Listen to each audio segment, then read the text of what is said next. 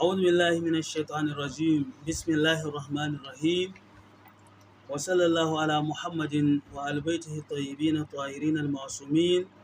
الذين أذهب الله عنهم الرجس وطهرهم تطهيرا. ‘Yan uwa musulmi masu kallon mu da sauraron mu, muna nan dai a cikin wannan jalsa ta qada'u hajatul mu'min, inda muke karanto ruwayoyin Ahlul Bait alaihi salam, musamman ruwayoyi da waɗanda aka rawaito daga Imam Ja'far Sadiq alaihi salam, waɗanda kuma aka ciro su daga littafin Al-Kafi na Sheikh Al-Kulaini Quddisa Sirru. Yau za mu tashi hadisi na ci gaba, hadisi na 21. An Abi Basir, an rawaito daga Abi Basir kala, yake cewa kala Abu Abdullah alaihi salam, Abu Abdullah Imam Ja'far Sadiq alaihi salam yake cewa tanafasu fil ma'rufi li ikhwanikum, ku kasance ku yi rige-rige, ku yi tanafusi, ku yi musabaka, ku yi gaggawa, ku yi rige-rige wajen aikata ma'rufi ga 'yan uwanku. Wa kunu min ahlihi, sannan ku kasance daga ahalin ma'rufi, ku kasance daga ahalin aikata abubuwa masu kyau. Fa inna lil jannati baban, saboda a cikin aljanna akwai wata kofa, yuqalu lahu al-ma'ruf, ana kiran wannan kofa da suna ma'ruf. La yadkhuluhu illa man istana'a al-ma'rufa fil hayati dunya,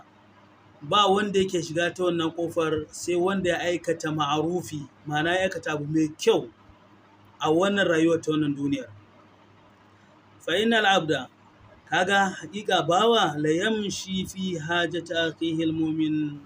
yana sa'ayi a cikin buƙatar ɗan uwansa mumini, ma'ana yana ƙoƙari ya ta kai kawo, ya ta faɗi tashi akan buƙatar ɗan uwansa mumini. Akan wannan ɗin fa yuwakkilullahu azza wa jalla bihi malakaini, sai Allah subhanahu wataala ya wakilta masa wasu mala'iku guda biyu akan wannan ƙoƙari da sa'ayi da yake akan buƙatar ɗan uwansa mumini dan ta biya. To shi kuma sai Allah ya wakilta masa wasu mala'iku guda biyu, wahidan an yaminihi wa akhar an shimalihi, ɗaya ya zama a damansa, ɗaya mala'ikan kuma yana hagunsa. Yastaghfirani lahu rabbahu, suna nema masa gafara wajen ubangijinsa akan wannan aiki da yake yi. Wa yad'uwani bi qada'i hajati, sannan shi kuma suna nema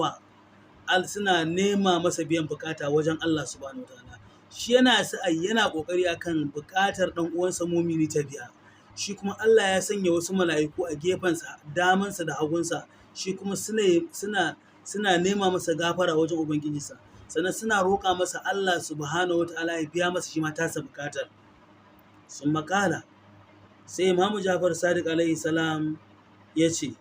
wallahi la rasulullahi sallallahu alaihi wa alihi wa sallam asarru bi qada'i hajatil mu'min, wallahi manzo mai tsira da amincin Allah su ƙara tabbata a gare shi da 'ya'yan gidansa ya fi farin ciki,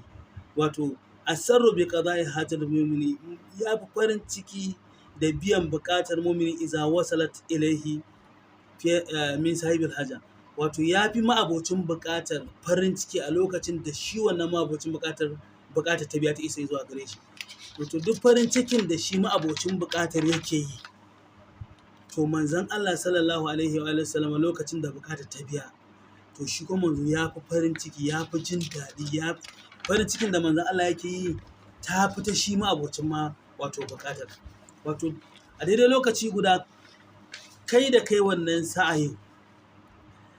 shi wannan mai buƙatar da kauce masa kan buƙatar tasa ta biya, yana tsananin farin ciki, yana jin daɗi, to manzon Allah ya fi shi farin ciki da jin daɗi akan wannan aikin da kai masa buƙatar tasa ta biya. Sannan kada ka manta a cikin hadisi Imam Ja'far Sadiq yana cewa Allah zai, lokacin da ka yunkura kake wannan faɗi tashi, kai kawo akan buƙatar ta biya, to kai kuma a daidai lokacin Allah subhanahu wataala ya wakilta wasu mala'iku guda biyu, ɗaya a damanka ɗaya a hagunka, ba abin da suke sai nema maka gafara wajen Allah subhanahu wataala, sannan kuma suna roƙon Allah subhanahu wataala kai ma Allah ya biya maka taka buƙatar. Wannan ba ƙaramar falala ba ce, ba ƙaramar daraja ba ce, ba kuma ƙaramin abu ne. Yana da kyau ɗan uwa mumini mu mai da hankali wajen aikata ma'rufi, mu zama ahalin ma'rufi, domin mu shiga ta wancan ƙofa wadda take al-ma'ruf a cikin aljanna. Wa sallallahu ala Muhammadin wa ali baitihi tayyibin tahirin.